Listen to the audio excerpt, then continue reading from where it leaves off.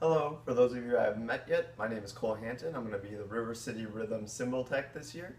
And these videos are going to be a reference to base our technique off of, as well as being kind of an introductory for some younger cymbal players who might not have a tech at their schools through the Minnesota area. Alright, so this first video is just going to be all about basic positions. First position is going to be set.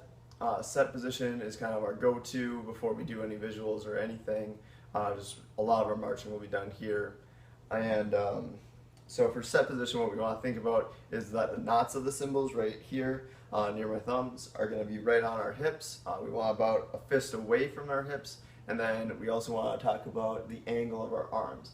We want to make sure that our arms aren't super far up or super far down, because one looks like I'm trying way too hard and one looks like I'm not trying at all. So what we want is just a nice engaged look, nice eighth of the way up there. Cool.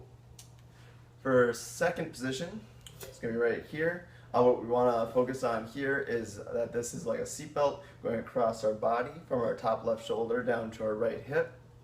And we want that nice and centered on our body. Last but not least, first position. First position is right in front of your face. The knots of the cymbals are at your eyes. We want about a finger, maybe a finger and a half between the cymbals. And then if you look at the profile view, you want to make sure that you're not leaning back, because that's not building the right habits or muscles. And then we also want to check out the angle of the arm. The angle of the arm is actually very similar to set. If I go back down here and I would just rotate from my shoulder up to first position, you can see that that angle is very similar, if it's not the same.